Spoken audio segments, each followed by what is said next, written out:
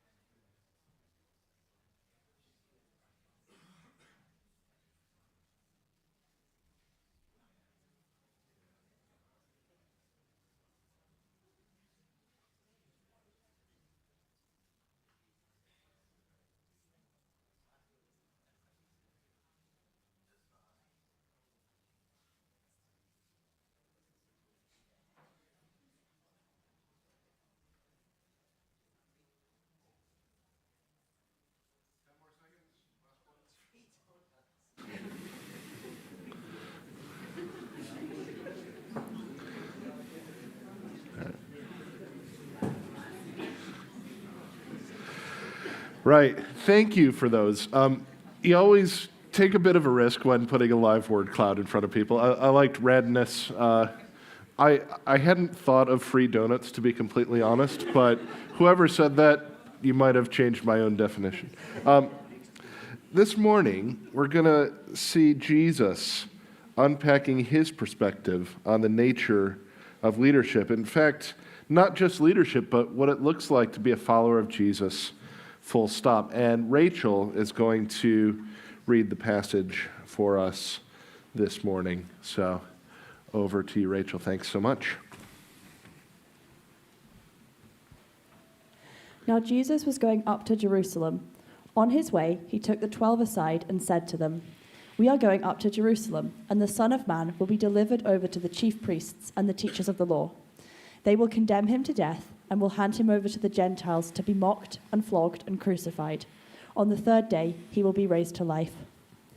Then the mother of Zebedee's sons came to Jesus with her sons and, kneeling down, asked a favor of him. "What is it you want?" he asked.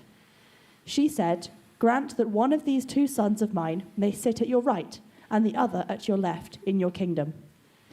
"You don't know what you are asking," Jesus said to them. "Can you drink the cup I am going to drink?" "We can," they answered. Jesus said to them, "You will indeed drink from my cup, but to sit at my right or left is not for me to grant. These places belong to those for whom they have been prepared by my Father." When the 10 heard about this, they were indignant with the two brothers. Jesus called them together and said, "You know that the rulers of the Gentiles lord it over them, and their high officials exercise authority over them. Not so with you. Instead, whoever wants to become great among you must be your servant, and whoever wants to be first must be your slave, just as the Son of Man did not come to be served, but to serve, and to give his life as a ransom for many." Thank you very much.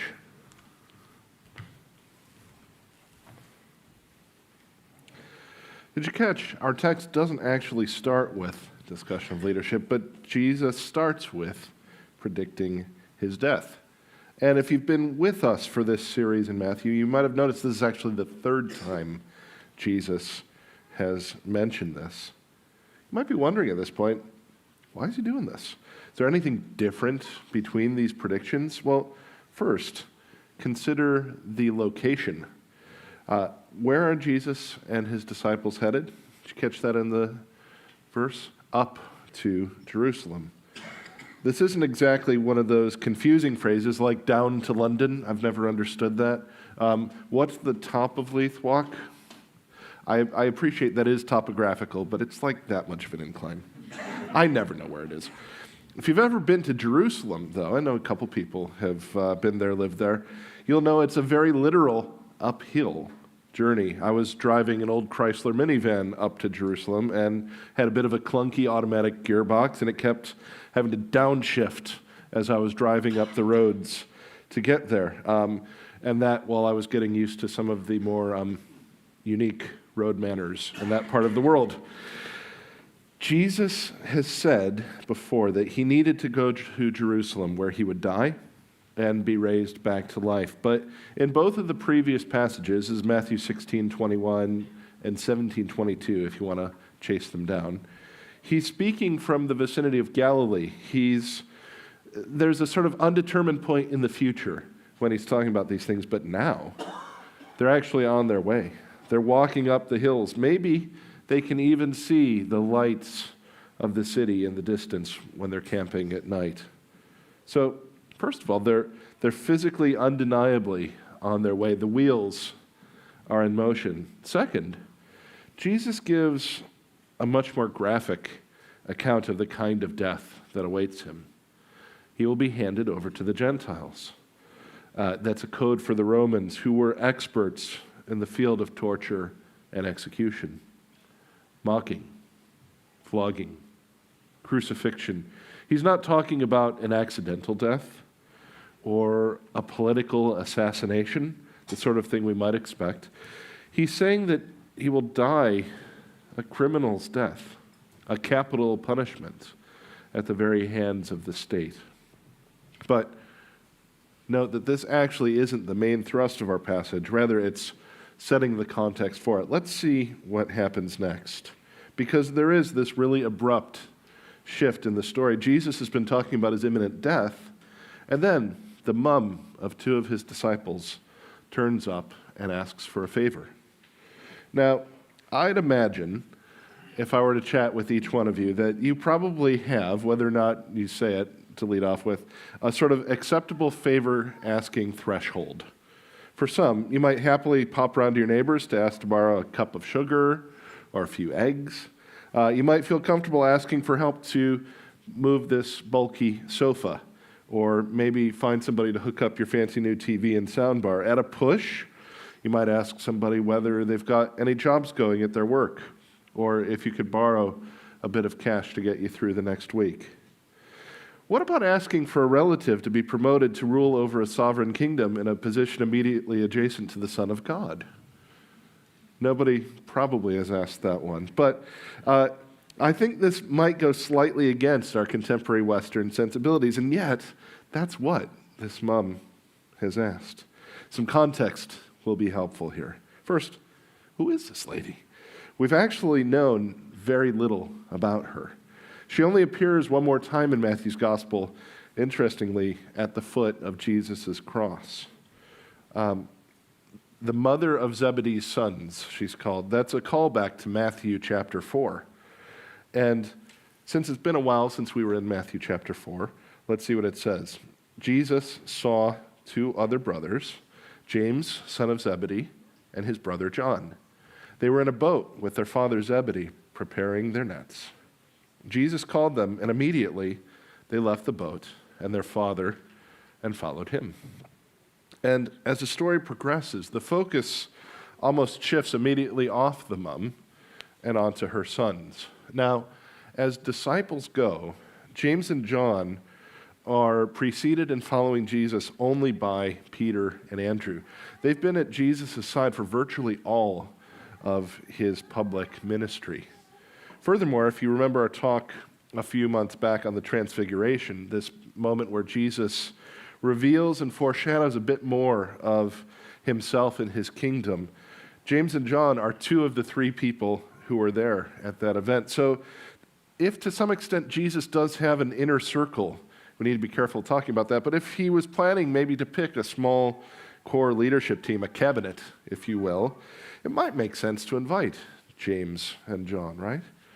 Now, Jesus' reply, as we've seen time and time again in Matthew in the past months, reveals just how little the disciples have understood about him and his mission. Now, just as an aside, we can't know for sure whether this is a genuine question from James and John's mom, or if they've put her up to it. My hunch is that they have put her up to it, since Jesus replies to them rather than their mom. But since we can't know for sure, put break there. But what's the bigger revelation? It's that, yet again, Jesus' followers have failed to hear his message. They're still thinking about this march to Jerusalem as the restoration of Israel's glory, that Jesus will bring about a physical kingdom, that they're going to reign next to him in a short matter of time, maybe days. And from the comfortable position of hindsight, it can be easy to take shots at the disciples, can't it? To say, how on earth do you miss such an obvious reference? But are we potentially guilty of the same thing? How often do we prefer to ignore the plain teaching and commands of Jesus because we'd rather go our own way than the King's way? Now, look how Jesus replies. He says, "You don't know what you're asking. Can you drink the cup that I'm going to drink?" The brothers don't seem to know what he's talking about. Now, to understand this imagery of the cup, we need to look to the earlier books in the Bible, especially the books written by the prophets. The prophets, remember, were effectively messengers from God. They were charged with the often unenviable task of calling out the wrongdoing of kings, sometimes entire nations. And one of the metaphors that the prophets used to describe God's anger, God's judgment, was a cup of wrath. For example, we can look to the prophet Jeremiah. In chapter 25, beginning with verse 15, he says, "This is what the Lord, the God of Israel, said to me. Take from my hand this cup with the wine of my wrath, and make all the nations to whom I send you drink it. When they drink it, they will stagger and go mad because of the sword I will send among them." Now, a bit later in Jeremiah, he gives his readers a taste of the sort of fear they should have. He says, "The Lord will roar from on high. He will thunder from his holy dwelling and roar mightily against the land, against his land. He will shout like those who tread the grapes, shout against all who live on the earth. The tumult will resound to the ends of the earth, for the Lord will bring charges against the nations. He will bring judgment on all mankind and put the wicked to the sword." This is not exactly the sort of verse you find on Christmas cards, is it? I've been over to Faith Mission and the Edinburgh Seminary bookshops. I've never seen Christian greeting cards with these sorts of verses. Nevertheless, this is exactly the imagery that Jesus is invoking when he talks about the cup, but with one key difference. Did you notice? In Jeremiah, the whole point of the cup is that it's for the guilty to drink, to pour out on the unrighteous. But in our passage today, Jesus says that he will drink the cup. This is what he's agonizing over in the Garden of Gethsemane a few chapters later in Matthew. Look what he says in chapter 26. "My soul is overwhelmed with sorrow to the point of death. Stay here and keep watch with me." Then he falls to the ground, and in a prayer of desperation to his Father, he says, "My Father, if it is possible, may this cup be taken from me. Yet, not as I will, but as you will." Jesus mentions his cup in chapter 20, and Matthew's Jewish audience may have had some inkling of what he meant, but by chapter 26, we as readers should have no doubt this cup is a cup of suffering. Now, the New Testament scholar Tom Wright helpfully observes the shock of this passage, and it becomes more shocking as well as we go forward from here, is that Jesus speaks of drinking the cup himself. No wonder the disciples couldn't grasp the idea. They were eager to become rich and famous. themselves. They were bent on power, position, and prestige. They were becoming, yes, a little bit like the arrogant, the rulers of the world. The people the gospel was meant to overthrow, had they so soon forgotten the Sermon on the Mount. The brothers reply to Jesus that they can drink the cup he's going to drink. And some biblical scholars see this as a sort of bravado on their part, and others say it's just ignorance of what's lying ahead. I'm not sure if there's enough to say either way, but look at what Jesus says in reply. You will indeed drink from my cup. It's a bit of an ominous foretelling of what lies in store for them. You can maybe imagine a bit of a chill running down their spines.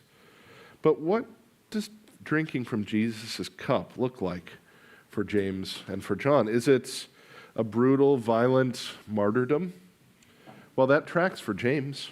He's among the earliest people in the Bible, in the church, to die on account of his faith. You can read about it in Acts 12. But John is traditionally understood to be the only one of Jesus' 12 disciples who didn't die as a martyr. Does the cup necessarily imply death? I don't think so. The commentator William Barclay wrote something on this that I thought was quite helpful. He says this: John lived to a great old age in Ephesus and died a natural death when he must have been nearly 100 years old. For him, the cup was the constant discipline and struggle of the Christian life throughout the years. It's quite wrong to think that for the Christian, the cup must always be the short, sharp, bitter, agonizing struggle of martyrdom. The cup may well be the long routine of the Christian life, with all its daily sacrifice, its daily struggle, its heartbreaks, and its disappointments and its tears. So you might be wondering at this point whether Jesus means that all people will experience suffering in this way. I don't think that the passage gives us enough evidence to say that, but if we do zoom out a bit, we can see that following Jesus will indeed put us at odds in our various societies. It can cut deeper than that, though. It's not just feeling like an outcast at school, the weird guy at the office. If you're a follower of Jesus, you see the brokenness of the world in a different way. If nothing else, you have the heartbreaking reality of seeing people you love continuing to reject Jesus. Pause here for a second, take stock of that. Now the passage moves on, and the rest of the disciples have clearly understood what was going on between Jesus and the sons of Zebedee, and they're mad. How dare the brothers ask for special treatment? The nerve of those guys, right? But Jesus steps into this band of ambitious co-rulers and grumblers, and he begins with a comparison that would likely stop them in their tracks. He says, you know that the rulers of the Gentiles lord it over them, and their high officials exercise authority over them. Now, this comparison to Gentiles, and particularly to Gentile rulers, would have been a highly offensive one.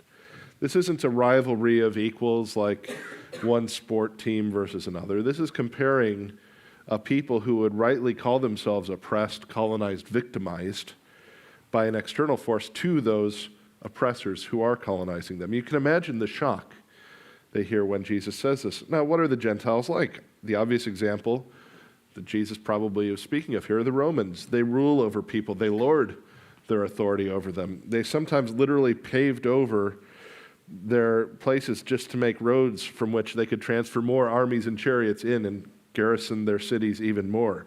They dealt brutally with those who opposed their rule. And this applied not just to violent insurgents, but even people whose ideas were deemed dangerous to the priorities of the empire. And furthermore, how does one get ahead in the Roman world? How do you get to that place of leadership?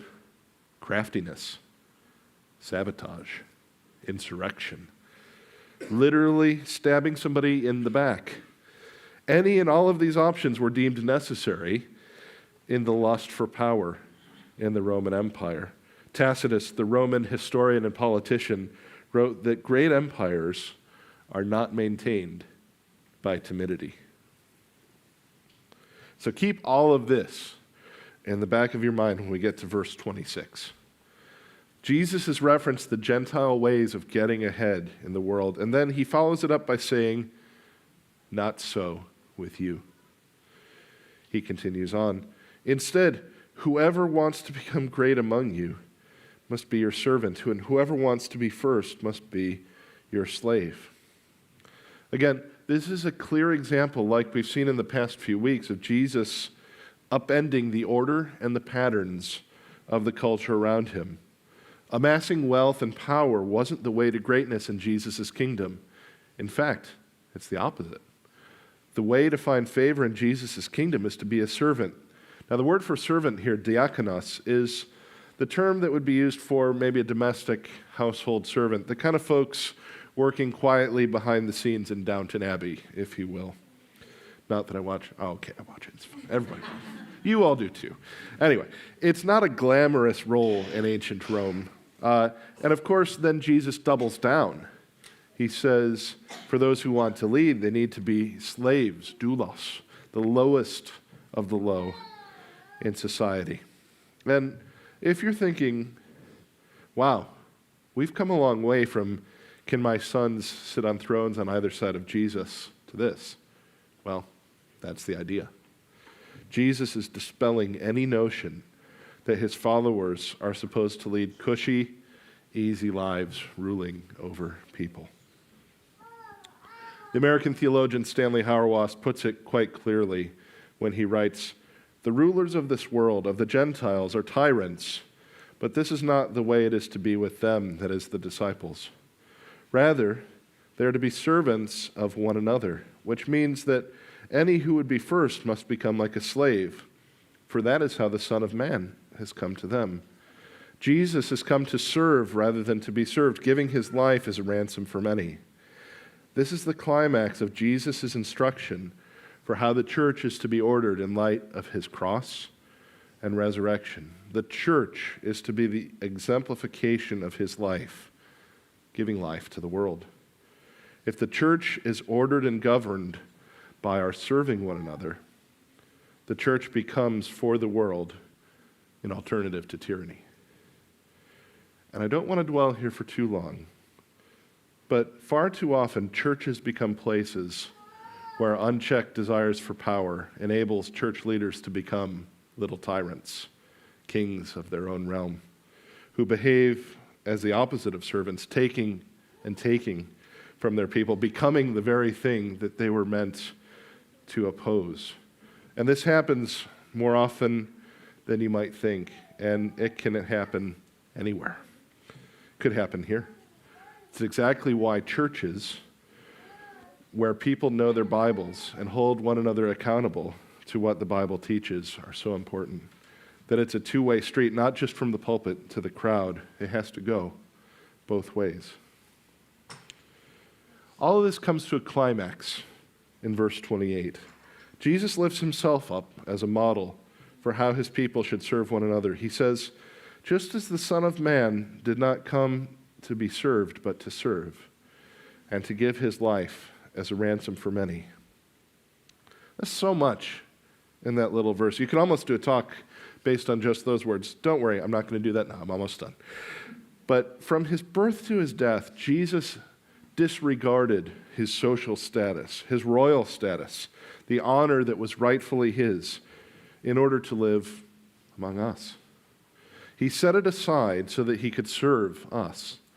Just a few chapters from now, in the last meal he shares with his disciples, Jesus begins that whole scene by washing their feet. Even the feet of Judas, who he knew had already betrayed him to the Jewish authorities. And why does he do this? Why leave the presence of his Father and come down to earth to hang out with people who would misunderstand and betray him? To give his life as a ransom for many. Listen to what Wright says about this. He says, Jesus rams the lesson home with another biblical allusion, this one to the prophet Isaiah.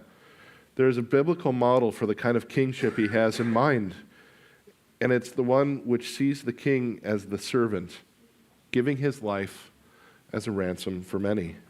A ransom in that world is what some people might pay to give freedom to a slave.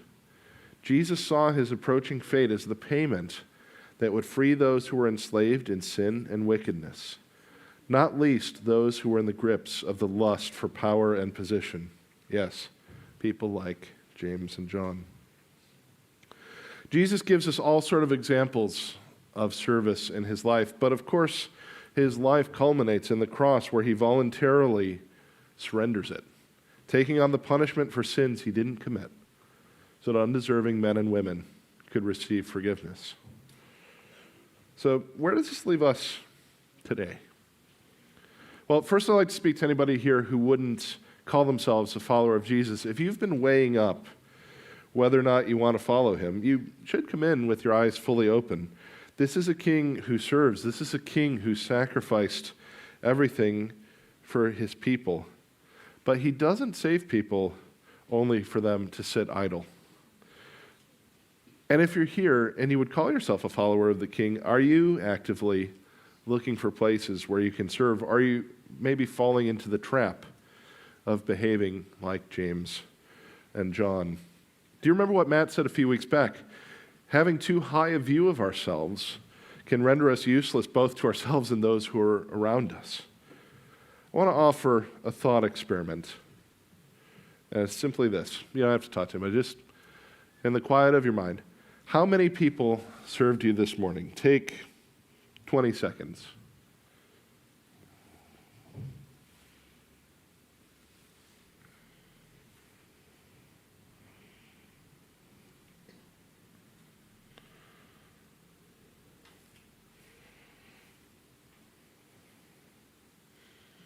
Now, I had to go when I was coming in to think about this. People may have welcomed you on the way in. Someone turned up early to put out the chair you're sitting in. Musicians practiced throughout the week to lead you in singing. Somebody made sure the slides were in the right order, that the cameras were actually pointing in the right direction. We have people who spent last night baking so that we can enjoy lovely treats after the gathering. Now, serving starts by noticing areas where there's a need. This might be an official duty at church, or it could simply be getting alongside folks and taking the time to see how they're doing. And there's plenty of areas you could serve here. I don't know if you've noticed, but we've got around 100 children here under the age of 10 across 2 gatherings. They are the future of the church in Scotland. Will you help? Will you teach them? Will you help? We've got a deficit in the budget. Giving hasn't matched either growth or inflation. Could you contribute in that way? Now, in reality, there's much more here than rotas or church finances. Being a servant does include those things, but it's bigger. Are you looking for places to serve at your office? How about at your school? In your home, serving your family members? What could it look like for you? I say all this with a caveat that there will be all sorts of folks listening to me this morning in different situations. Some of you have been serving so much you can't and should not be asked to do anymore. In fact, some of us should probably be serving you. Serving is a sacrifice, but it shouldn't be an overwhelming burden. It should be done with the knowledge that what small acts of service we perform can be used in mighty ways by the King. Service should never be a mere sort of tick box endeavor. It should rightly be seen as an act of worship, a grateful response to a loving King. But if you're feeling a bit convicted, if you're thinking, maybe there is something I can do, I want to encourage you to chase that down. Pray about it. Come up and ask one of the leaders whether you might be able to help. Think of all the collective talent, intellect, creativity, wealth, and other abilities represented in this room here today. We're called to serve. I'm called to serve, and you're called to serve. How will we together step up to Jesus' call? I want to pray briefly, and then John will come up. Heavenly Father, these are tough words. They're intimidating. We can feel these things bristling against what we know, what we feel we're entitled to. Lord, I pray that you would break down barriers, break down hardness of heart, and attune our hearts and minds to ways in which we can serve you and serve your people. Please work in each of us to that end. Thank you that your Son models what it is to truly serve. And we come to you in his name. Amen.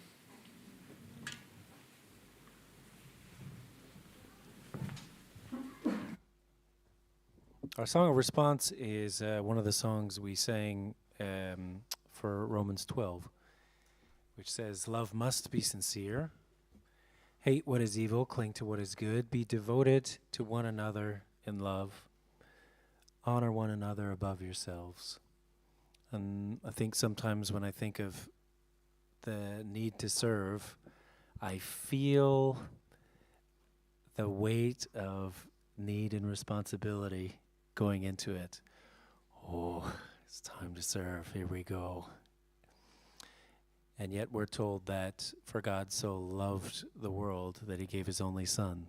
And it is indeed possible through the power of God to be serving in the spirit of love, and for it to be not just a difficult and burden, but to be a beautiful thing that comes from loving one another. So my prayer for us is that as we consider serving each other, God would give us a profound and divine spirit of love to do that. So let's stand and sing together.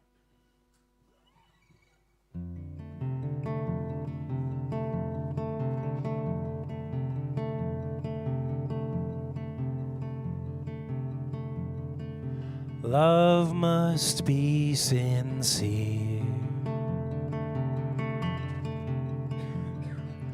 Hate what is evil. Cling to what is good. Be devoted to one another in love. Honor one another above yourselves.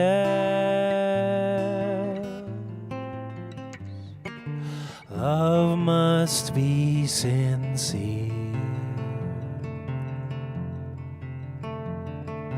Hate what is evil. Cling to what is good. Be devoted to one another in love. Honor one another above yourselves. Love must be sincere.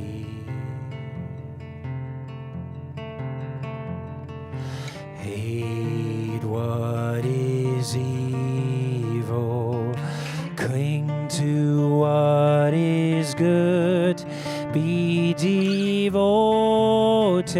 to one another in love.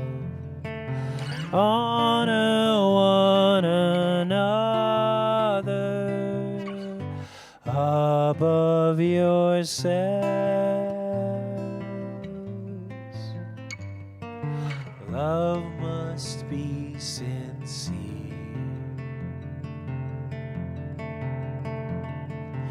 Love must be sincere.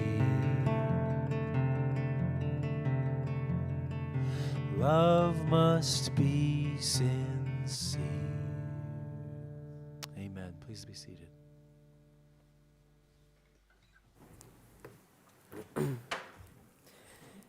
Thank you, John, and thank you, Tom. So I mentioned before the talk that you could send in questions about anything that Tom said or anything else. So thank you for those who have sent in questions. And what we want to do just now as a humble family, engaging with each other. We want to spend a bit of time just reflecting on the questions that have been sent in, just having little chats amongst yourselves about what you've heard, what thoughts you've had, what reflections, and then in a few minutes, Tom and I will come up here and do our best to respond to some of your questions. So just give you a few minutes now you can keep sending in questions, by the way, and yeah, just have some reflections amongst yourselves about what Tom was saying and anything else that's on your mind.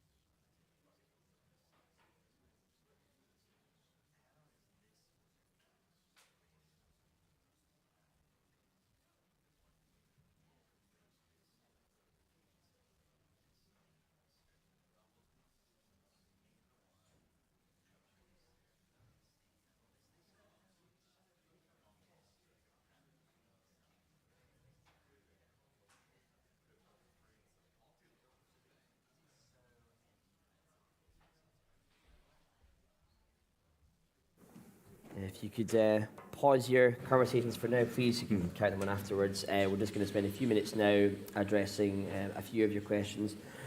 Thank you for sending those in. So first of all, I thought that believers didn't need to drink the cup of God's wrath because Jesus has done it for us. Should we conclude from verse 23 that J&J were not believers? That is a really good question. I don't think we should conclude that J&J weren't believers, but I think it speaks to this idea that I think the cup has different implications. So the biggest picture of it is this idea of punishment, of God's wrath. But I think there's also, Jesus is using it just to describe suffering in a bigger picture. So to be associated with Jesus will in some way bring about suffering, will bring about alienation. It might bring about outright persecution, punishment, death, these kinds of things. So I think Jesus is essentially playing with these ideas. But in the end, it's right, Jesus is the one who drinks the cup of God's wrath. I think Spurgeon said he drinks damnation's cup dry, or something like that. It's just this image of anything, every possible punishment God could have for sin, Jesus absorbs into himself. But there is the reality that Jesus does say, quite unequivocally, to James and John, and indeed to the rest of the disciples, life isn't going to be easy from here on out.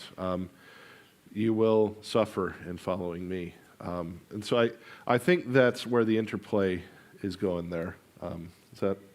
Yeah, and it's, when we were chatting on the chairs that you said there's a difference between punishment and suffering. Yeah. I thought was a good way to summarize it. But there's a lot of language in the Bible about drinking from the cup, but some of them, like Jesus in the garden, is like a very specific example of how that language is used.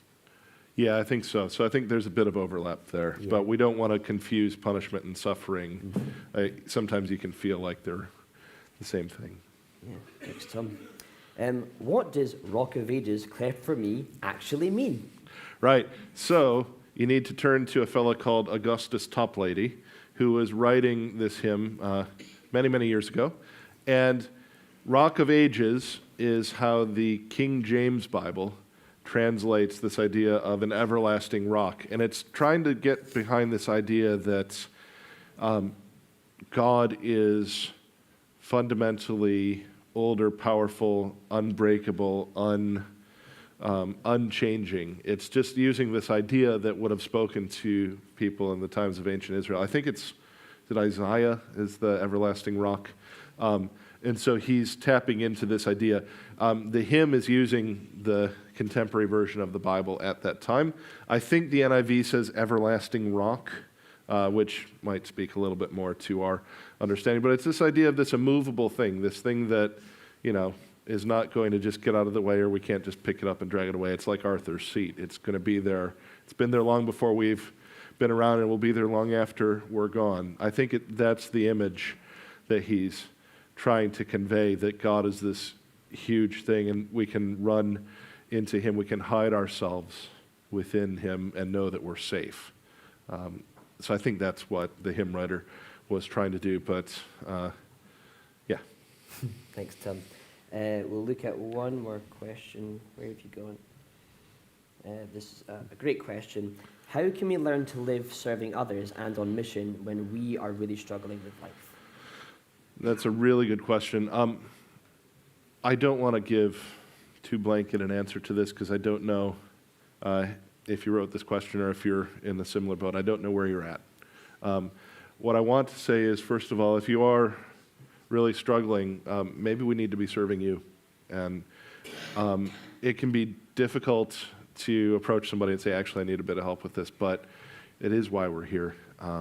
So if you find yourself just burdened with the weight of life, with health, with any different combination of things, please do be brave and reach out. So on the flip side, I think you can be locked in a kind of perpetual busyness of life, the chaos of parenthood. I can resonate with the chaos of parenthood, these kinds of things. I think sometimes the struggles of life can become something we tell ourselves, okay, that means I'm not going to get involved, I'm not going to do these kind of things. What I would say is maybe a practical way of approaching these things is find something that is easy for you, that you enjoy doing, that you can bring someone else along with and serve them in that way. I think that's something that in retrospect people modeled with me quite a lot. It's like, hey, I'm going to do this, you want to help? Looking for, as I said before, looking for areas where people need help, and you can help in a unique way. That might just be a ministry of prayer. You might be somebody who's bedridden and at home and watching us on streams and praying for us, and we're so grateful for that, and we need prayer. It might be something like financial giving. It might be any number of things, but I think it's still a combination of noticing and then acting when and where you can. But the goal is not so that everybody is absolutely dead because we're trying to fill a bunch of rows or do anything. The goal is that in a response to what Jesus has done, we joyfully worship God by serving one another. Any thoughts there, Dave? Yeah, I mean, I can't tell you how many times I've wanted to help others, to serve others, but just because of stress, exhaustion, depression, whatever it is, just that burden just holds you back. But I mean, that's the beauty of being in a church family of Christian fellowship, is everyone helps each other. It's not a one-way thing where one person does all the helping and they're okay because they need help too. So that's why, excuse me, it's so important to be a serving, humble, and generous church family, that no matter what everyone's got going on, because life is hard. We've talked about that. Everyone helps each other, and that's the beautiful picture that is so often mentioned in the Bible. There's so much language of sharing each other's burdens, of giving yourselves up for one another, and that's the way that Jesus modeled us to live. Yeah. Right, I'm afraid that's all the time we've got just now. Tom, before you head off, can you give us the main point of your talk today? Yeah, Jesus is our model for what it is to serve, so serve faithfully, following his example. Okay, thanks so much.